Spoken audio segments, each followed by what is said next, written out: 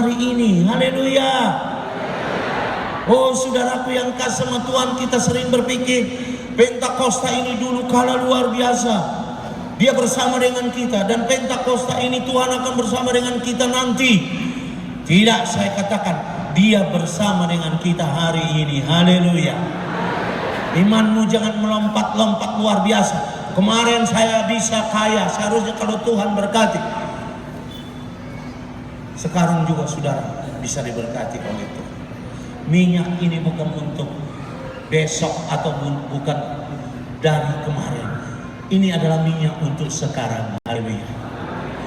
Jikalau engkau tidak mempunyai iman yang melompat-lompat, tetapi hanya menjamah jubah Yesus sekarang saja, bukan besok, bukan lusa, dan bukan karena kemarin 4 hari yang lalu, maka sesuai dengan firman Tuhan, jikalau itu didoakan dan dioleskan kepada orang yang sakit, maka penyakitnya akan disembuhkan dan dosanya akan diampuni. Haleluya. Haleluya. Belajar mengimani Tuhan sekarang juga. Belajar mengimani, belajar engkau berhubungan dengan Tuhan pada waktu engkau ada. Dia present tense. He was not a past tense. He is not only the future tense, but he is a present tense. Bahkan dia kadang-kadang saudaraku menunjukkan bahwa he is continuous tense. Dia sedang melakukan, sedang mengerjakan. Don't you know that we are being processed like now? Kita sedang diproses oleh Tuhan sekarang, bukan nanti, bukan kemarin. Saya masih diproses oleh Tuhan. Umur saya sudah 65 tahun, tapi saya percaya saya sedang diproses oleh Tuhan. Saya belum tahu seperti apa ini.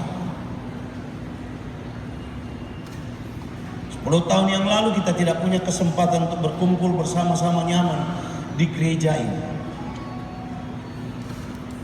Tidak. Ada rencana kita memperbesar ini kembali karena sudah tidak muat lagi kita satu kali keluar. Haleluya. Tong matu hepe kan nolaw naroha. Ba, ikonarong go media. Marhua roho maksud polisi holan nahudullah isi. Nah, Tuhan mempunyai maksud yang sangat luar biasa. Dan Dia tidak pernah menabrakkan maksudnya dengan doamu. Dia menyesuaikan maksudnya dengan doamu. Dia tidak pernah menabrakkan itu sehingga engkau collided, engkau mendapatkan kecelakaan, engkau mendapatkan benturan. Tidak, karena Tuhan itu tahu Dia adalah jalan. I am the way. Saya adalah jalan.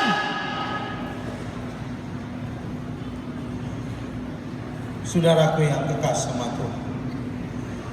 Lalu Yesus mengatakan, di mana Dia? Kalian tahu. Lalu mereka pergi ke sana. Maria juga keluar ketika Tuhan Yesus diketahui sedang ada di tempat itu. Sama saja reaksinya seperti Marta. Dalam kitab yang lain kita dapat temukan bahwa Maria dan Marta mempunyai iman yang melompat-lompat. Ketika Yesus ditunjukkan, orang sudah banyak. Saya tidak tahu berapa banyak orang, tetapi saudaraku yang kasih sama Tuhan, ada yang suka dengan Yesus, ada yang tidak suka dengan Yesus. Semua ingin menyaksikan, ada apa ini? Orang mulai berpikir, apakah mungkin orang mati bisa dibangkitkan? Apakah dia Elia? Apakah dia Nabi dari lama? Bukankah dia sebenarnya anak tukang kayu dari Nazaret? Ketika seseorang memberitahu bahwa ada orang Nazaret, Mesias, lalu orang itu bereaksi, adakah mungkin dari Nazaret yang baik datang? Nazaret itu adalah kampung. Kalau dari Yerusalem mungkin banyak orang yang baik, yang luar biasa. Nazaret kampung. Setiap mungkin sa siapang arang jol manadingkan. Siap tutup si adong nadingkan. Dia dalami. Sebuah reaksi yang normal, reaksi yang natural. Yesus pun demikian. Tonton ini bisa enggak ini? Lalu dia berkata, Lazarus, Lazarus, keluarlah. Saudara yang kasih sama Tuhan, kita tahu bagaimana Lazarus keluar. Tuhan mengeksersis, menggunakan iman sepihak. Saya mengatakan ini iman sepihak. Karena Lazarus, saudara yang kasih sama Tuhan, tidak bisa bereaksi kepada sebuah panggilan Tuhan. Artinya iman itu sepenuhnya ada di tangan Yesus. Ada kuasa yang bersifat sepihak daripada Tuhan. Dia sepihak saja. Tidak persoalan apa kau, apa reaksimu. Barangkali kita tahu bagaimana seringkali saudaraku Allah itu bereaksi kepada kita melihat daripada aksi kita. Allah atau Tuhan itu memberikan aksi yang lebih baik sesuai dengan reaksi kita. Reaksi kita kepada panggilannya, reaksi kita kepada permohonannya, reaksi kita kepada firman-Nya, reaksi kita kepada kemungkinan yang Tuhan berikan, reaksi kita kepada kesempatan yang Tuhan berikan. Semua ada reaksi yang kita berikan kepada sebuah aksi Allah kepada kita.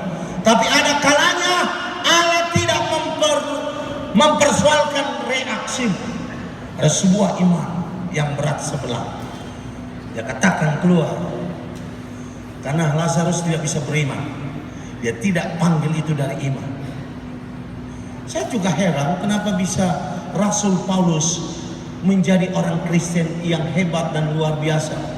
Menjadi salah satu rasul yang terbesar yang pernah ada di dalam sejarah kekristenan kita. Padahal pada waktu dia dipanggil oleh Tuhan itu sebenarnya dia sedang melakukan pekerjaan yang laknat itu.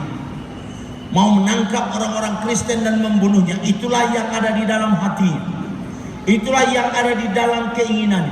Itulah yang ada di dalam niatnya. Itulah yang ada dalam. Tetapi ketika suara Tuhan itu muncul kepada dia dan sinar terang Allah itu dinyatakan kepada dia, saudaraku yang kekasih sama Tuhan, dia diikat oleh kuasa Tuhan. Saudaraku, sebaliknya juga ada iman yang sebelah, berat sebelah dan sepihak. Artinya saudaraku yang kekasih sama Tuhan, Tuhan tidak perlu memiliki kesadaran psikologis untuk melayani kau. Dia tidak perlu siapa kau. Dia tidak perlu tahu dari mana kau datang. Dia tidak perlu tahu apa penyakitmu. Dia tidak perlu tahu apa alasanmu untuk datang kepada Tuhan. Tetapi ketika perempuan itu datang dalam hati dengan iman berat sebelah yang dikarang-karangnya sendiri, yang direkayasanya sendiri, sekali aku menjamah jubah Kristus itu, aku akan disembuhkan. Penyakitku yang sudah bertahun-tahun ini, yang sudah bolak-balik menghabiskan hartaku ini, akan diselesaikan. Dia karang imannya sendiri. Nah, Yesus tidak tahu ada orang seperti itu. Ada perempuan yang diam-diam, yang berpenyakit. Karena kalau ketahuan dia akan ditangkap dan dibuang. Karena orang yang berpenyakit bulan, wanita yang berpenyakit perempuan ini, itu harus dianggap sebagai manusia yang najis dan kotor. Sehingga dia tidak boleh ada di muka umum. Itu sebabnya dia diam-diam. Dia mempunyai iman dari situasi yang dimiliki. Dia mempunyai iman dari situasi yang ada pada diri. Dia tidak belajar itu dari buku. Dia tidak belajar itu dari textbook. Dia tidak belajar itu dari sejarah orang lain. Dia tidak belajar itu dari kesaksian orang lain.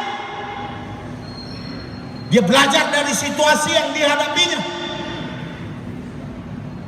Dia jamah itu jubah Kristus. Dan Yesus tidak tahu.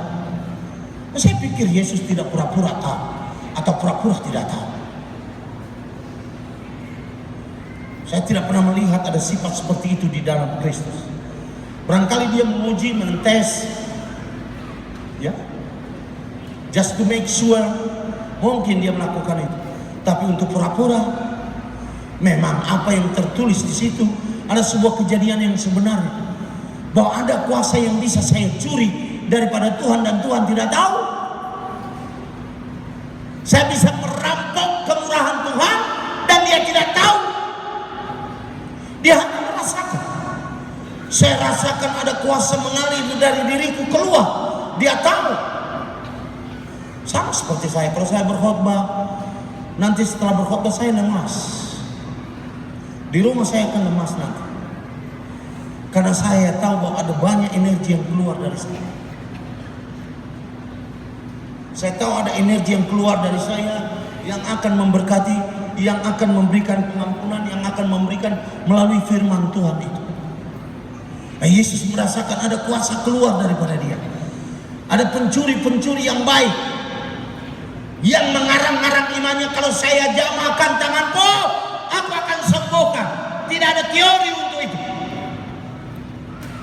Bukan keluar dari tekstual, bukan keluar dari sebuah definisi, tidak keluar dari sebuah dogmatik atau teologi, keluar dari hati saya. Murid-murid Tuhan Yesus ribut, loh kok begitu sih? Ini kan banyak orang berdesak-desakan, siapa menjamah? Kok ada pertanyaan aneh begitu? Semua orang menjamah engkau. Ada laki, ada perempuan, ada anak-anak, ada orang tua, ada orang sakit, ada orang semua menjamah. Tidak, ada orang menjamah saya. Karena saya merasakan kuasa itu keluar dari saya. Hubungan kita dengan Kristus itu full dimensi. Dia memiliki dimensi yang kadang-kadang tidak masuk akal dari hidup kita. Oleh karena itu saudaraku, orang ini bisa mendapatkan itu, memiliki iman sepihak tanpa berdoa, hanya percaya Tuhan akan urus segala urusan saya, maka urusan itu bekerja sendiri. Kadang-kadang Tuhan memberikan perintah supaya sebuah tanda ajaib itu bisa terjadi. Dia berikan perintah. Maria ibunya mengatakan kepada orang-orang di Kanaan itu, apa saja yang dia katakan kepadamu itu perbuatan. Lalu mereka mengambil semua guci-guci, apa namanya itu, pundi-pundi atau apa namanya itu, kosong itu, apa namanya, apa harus guci loh, tempayan itu, tempayan. Tempayan itu, Tuhan mengatakan ambillah tempayan itu, isilah dengan air. Ada sebuah proses untuk sebuah mujizat yang sudah dirancang oleh Tuhan.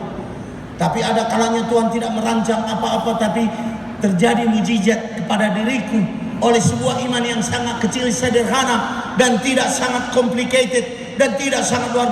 Hanya kesederhanaan itu saudaraku yang kekal sama Tuhan. Molo roho mendapat Yesus Kristus di bagasan kesederhanaan, di bagasan kautomu, di bagasan sebuah keadaan yang engkau sendiri tidak tahu kenapa itu harus terjadi. Maka Tuhan juga akan mengeluarkan energinya kepada engkau. Oleh karena itu hubungan kita dengan Kristus yang full dimensi ini tidak akan dibatasi oleh betapa bodohnya kita, betapa sederhananya kita, betapa miskinnya kita, betapa kecilnya kita, betapa lugunya kita. Tidak. Hubunganmu dengan Tuhan adalah sebuah keadaan yang sangat luar biasa. Malam ini sudah bertemu dengan Tuhan Yesus. Saya tidak tahu seperti apa engkau mendatangi Tuhan Yesus. Saya banyak angan-angan, saya banyak rencana yang suka saya berikan kepada Tuhan pada waktu saya berdoa. Tapi ada juga saya tidak pernah mendoakannya, hanya berpikir-pikir saja. Pernahkah saudara tahu apa yang saya pikir-pikirkan dan tidak pernah doakan banyak sekali terjadi? Saudara yang kasih sama Tuhan, saya kadang-kadang heran. Pernahkah saudara tahu bahwa Tuhan itu juga berimajinasi? Dia ingin melakukan sesuatu, dia rencanakan itu dalam hidup. Saya ingin melakukan sesuatu dan merencanakan itu dalam hidup saya. Dan semua itu diberikan oleh Tuhan. Kalau engkau datang kepada Tuhan, datanglah engkau dengan dirimu saja. Tidak perlu engkau harus belajar kepada Musa, karena Musa mempunyai persoalannya sendiri, saudara. Kadang-kadang kita berpikir Tuhan jadikanlah aku seperti Abraham. Saudara yang kekasih sama Tuhan, saya berkata kepada engkau, engkau tidak akan dijadikan seperti Abraham. Barangkali ada bagian dari Abraham yang baik, Tuhan ingin kau belajar dari dia. Tapi Abraham tetap Abraham, tidak ada dua Abraham. Tidak ada dua Abraham. Abraham punya persoalannya sendiri, saudara. Allah menggunakan Abraham dengan segala kelemahan. Dia kawin dengan istrinya yang notabene-nya adalah adiknya sendiri, lain bapak. Saudara yang kasih sama Tuhan, dia penakut, dia takut mati, dia punya kelemahan sendiri.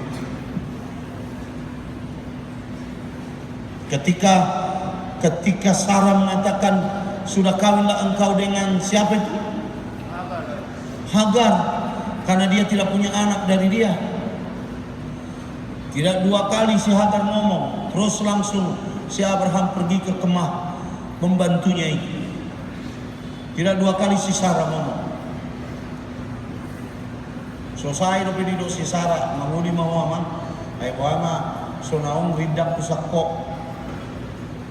Daksanga dope di dok itu mereka di siapa?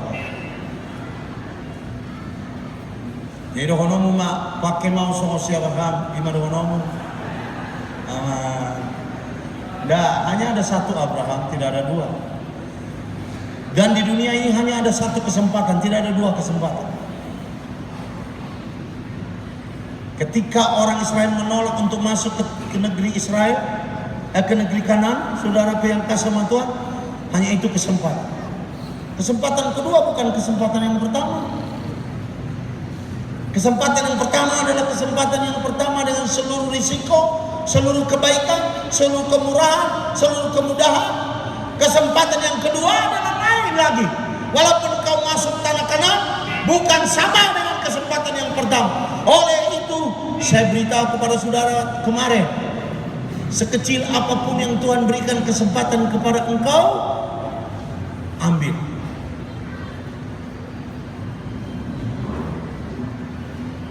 Ambil itu. Jangan pernah takut mengambil kesempatan yang Tuhan berikan kepada engkau, walaupun itu bukan kesempatan yang sangat spektakuler, hanya sedikit kesempatan yang Tuhan berikan kepada engkau. Anggo mirip mi debata tu halak bakat. Siap jari-jari siap botol.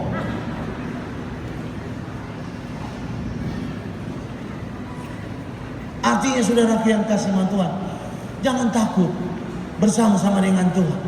Walaupun engkau mempunyai kesempatan yang sangat kecil dalam hidup.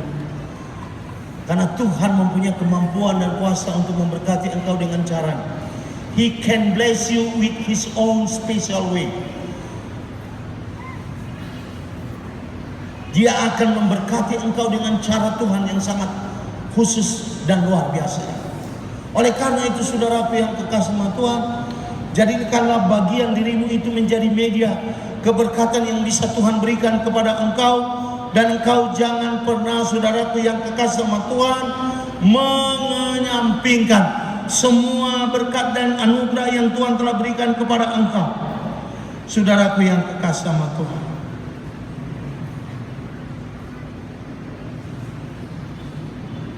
Oleh karena itu malam ini kita datang kepada Tuhan. Dan kau datang saudaraku yang kekasih sama Tuhan dengan semua kesempatan itu. Saya tidak percaya keberhasilan kita sebagai gereja akan didiamkan oleh iblis. Karena mereka ingin membunuh bukti itu. Karena Lazarus yang bangkit dari antara orang mati itu adalah bukti keilahian Allah. Kalau saudara mau baca, dikatakan itu di sana saudaraku yang kekasih sama Tuhan, ya. Ayat 9 dikatakan di sini, sejumlah besar orang Yahudi mendengar bahwa Yesus ada di sana dan mereka datang bukan hanya karena Yesus, melainkan juga untuk melihat Lazarus, karena Lazarus itu adalah bukti kebaikan Allah, bukti kuasa Allah. Ini harus dipunahkan. The evidence who should be destroyed. Kalau ada orang saudaraku yang kekasih sama Tuhan melakukan kesalahan, dia ingin menghilangkan bukti. Kalau Lazarus mati, maka bukti bahwa Tuhan Yesus dapat membangkitkan orang mati akan habis. Itu sebabnya saudaraku yang kasih sama Tuhan, lalu imam-imam kepala bermufakat untuk membunuh Lazarus juga, didasarkan kepada kecemburuan. Sebab karena dia banyak orang Yahudi meninggalkan mereka dan percaya kepada Yesus. Tapi saudaraku yang kekasih sama Tuhan, ada uniknya bukti-bukti itu di dalam dunia, saudara. Sepintar apapun engkau menghilangkan bukti itu akan muncul satu kali kelak. Dia tidak pernah hilang. Ada sebuah tabiat dari bukti bahwa dia persisten, dia tahan, saudara. Dia tahan survive. Saudara yang kekasih sama Tuhan, bahwa gereja Pentakosta Indonesia ini adalah bukti dari berkat Allah kepada sebagian orang Batak, sebagian orang Toraja, sebagian orang Papua, sebagian orang Cina, sebagian orang Betawi, bahkan mungkin sebagian orang Amerika, sebagian orang Australia, sebagian orang Eropa.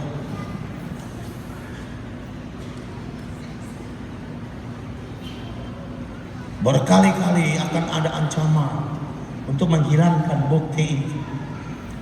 Tapi saudara yang kekasih sama Tuhan, Tuhan tetap menjaga itu. Tuhan menjaga bukti ini. Karena tidak ada satu orang pun dari imam-imam kepalanya yang bisa mengatakan Yesus tidak bisa. Setiap mata mereka melihat Lazarus, mereka akan berkata dalam hati mereka, bukankah dia ini Nazaret? Bukankah dia ini orang-orang Nazaret? Tapi ketika dia berkata, aku adalah Tuhan, aku adalah hidup, barang siapa yang percaya kepada aku tidak akan mati, melainkan hidup kekal di dalam dirinya. Barang siapa yang percaya kepada dia akan hidup walaupun dia mati. Jadi tidak ada masalahnya ketika Tuhan mengatakan bahwa kematian itu hanya sebuah ketiduran sementara saja. Itu menunjukkan bahwa Yesus tahu ada bukti yang bisa dia buat. Pentakosta adalah bukti kasih Tuhan. Barangkali iblis mau mencoba menghancurkan ini, tapi saya beritahu kepada saudara, Tuhan akan jaga bukti ini terus. Haleluya, haleluya. Apalagi kalau kau sendiri menghancurkan bukti itu, engkau akan dihukum oleh Tuhan. Saya, saudaraku, tidak pernah berpikir sedikit pun untuk membuat kesulitan untuk Pentakosta ini. Nah, saya tahu ini adalah bukti Tuhan. Bangkitan Lazarus telah menjadi sebuah bukti untuk semua orang. Dan kemana Lazarus pergi, di jalan-jalan, di dusun-dusun, di jalan-jalan, di kota-kota, di simpang-simpang, banyak orang mengikut Yesus karena dia. Saudaraku yang kekasih sama Tuhan, dikatakan di sini, sebab karena dia banyak orang Yahudi meninggalkan mereka dan percaya kepada Yesus. Haleluya. Itulah bukti yang hidup. Kalau gereja ini ingin menjadi bukti yang hidup, maka banyak orang yang akan percaya kepada Yesus melalui bukti yang hidup ini.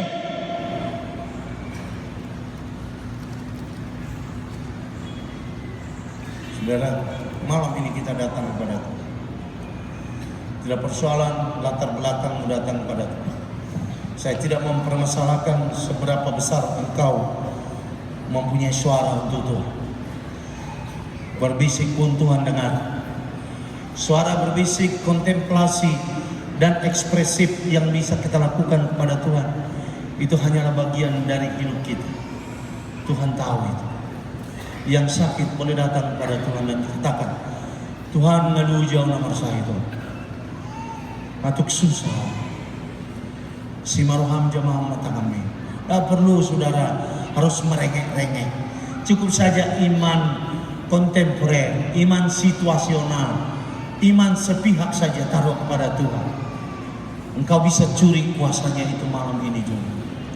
Kau mempunyai persoalan di rumah tangga, persoalan psikologis, persoalan hubungan, komunikasi atau apa saja.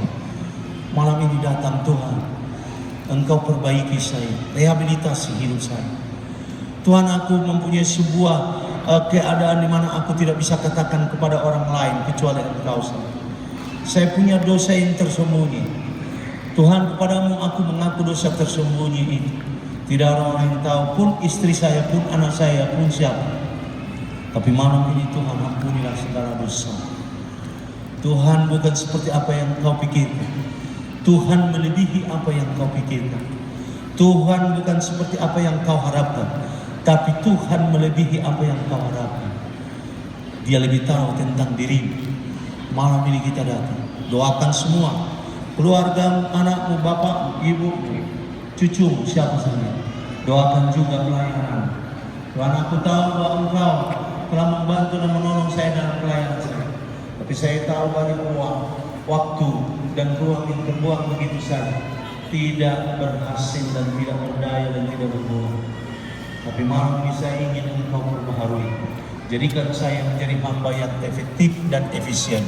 Jadikan saya media di mana banyak nubuatan Tuhan boleh terjadi melalui pelayanan itu, melalui pelayanan saya.